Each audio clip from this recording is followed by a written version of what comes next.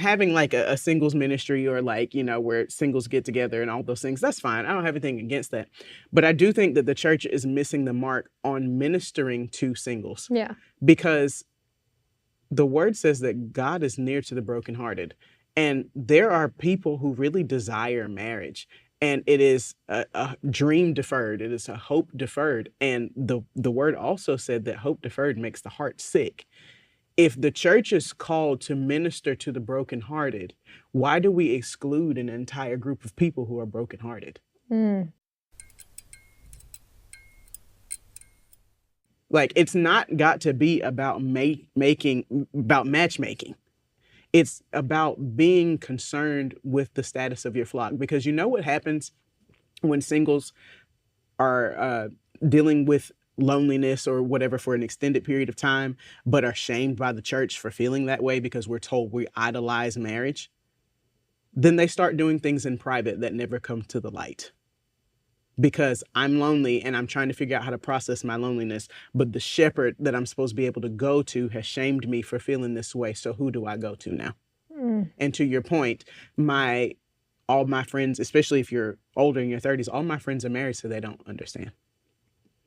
So what do you do with that? And then that breeds if you're not strong or if you're having a moment of weakness, it can breed a whole bunch of stuff. Like, it can breed pornography addictions. It can breed entertaining people you should not be entertaining. It can breed depression. It can breed a lot of things because we have a natural inclination for human connection, whether you get married or not. Not everyone is going to get married. Not everybody is called to marriage. But when you completely disregard an entire group of people, you completely disregard an entire group of people's hearts. Right. Yes. And you're not meeting them where they're at, even if what they need is to be redirected.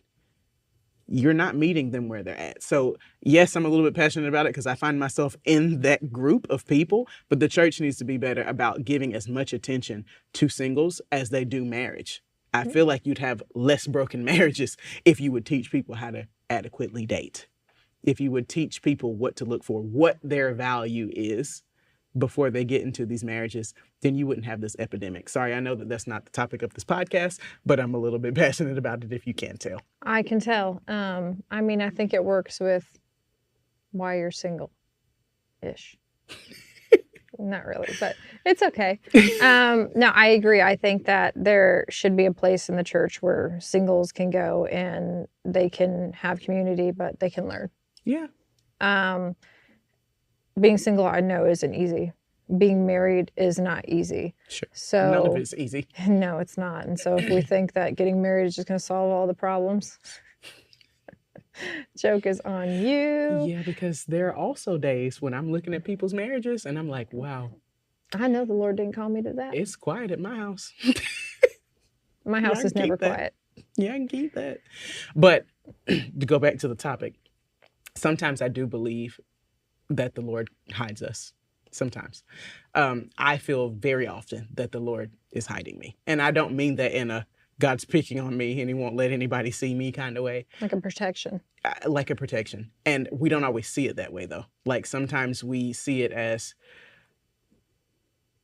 like, do I stink or something? Like, do I have something in my teeth? Like, but I think that the Lord is protecting us, because if we say we want to do it his way, then there's not a crap ton of people out here that want to do it his way. It's true. So he's going to send, if it's in his will for your life, he's going to send the one who also wants to do it his way. And that takes time, because the person, you may already know this person, they got a whole character development era to go through before they're ready to be your husband or before they're ready to be your wife. And that can just take time, just like it did with us, whole character development seasons in our life to get us to this point where we are. Right. And he or she may be going through that right now and you feel hidden, but it's because he's preparing the one for you.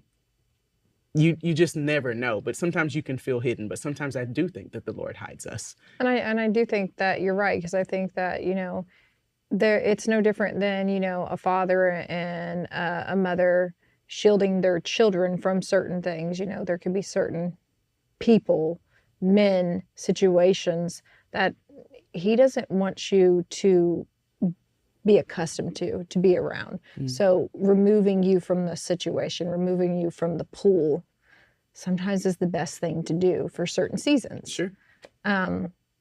There are definitely people that I've seen, people, I'm not going to name anyone, date where I'm watching and I'm like, man, I wish they just would not date that person. Because you do get lonely. And you know what happens when you get lonely? You get desperate. And when you get desperate, you start to settle. Right. And then you get into those relationships that we talked about where they're not going to go anywhere. Mm-hmm. But I don't want to be by myself. Right. And then you're missing out on character development. You're missing out on time with the Lord. You're missing out on the person that maybe God's putting in your life. Mm-hmm. Yeah, I do. And I think we need to be selective. But waiting is hard.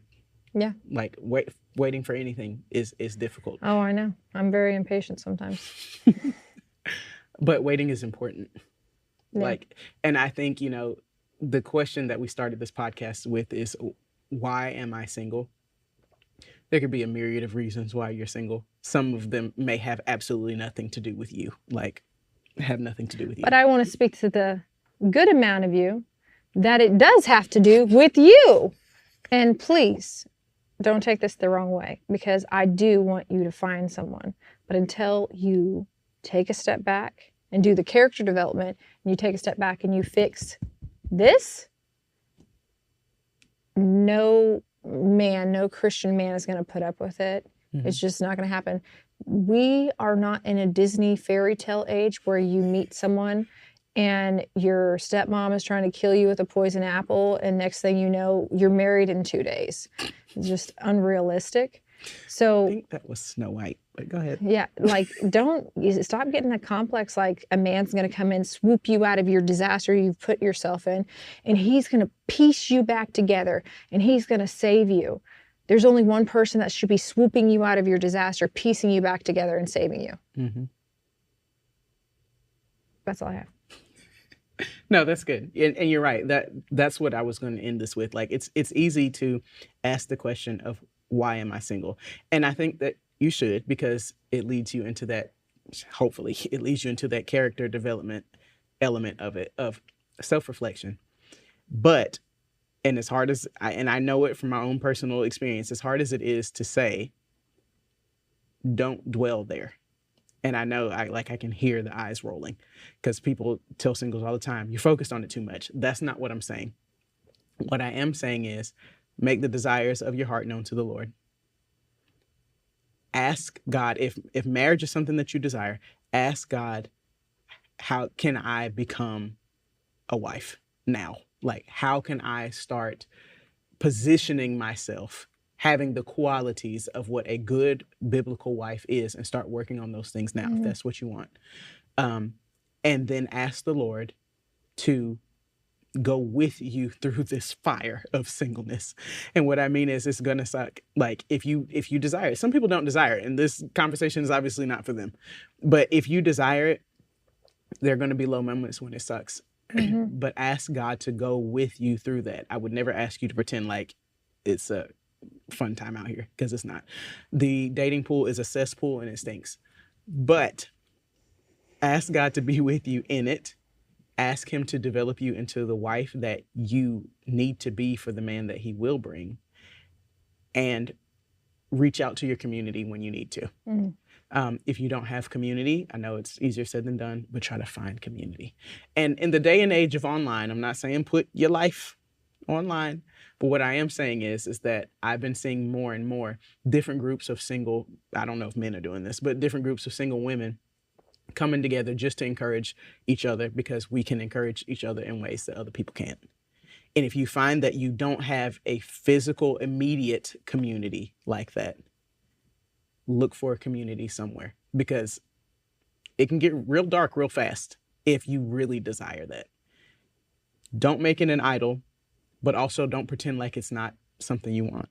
We don't ask people to do that in any other area of our lives. Like we're, any other area, we tell people, pray, have faith, believe, keep seeking, keep knocking, keep asking until it comes to marriage.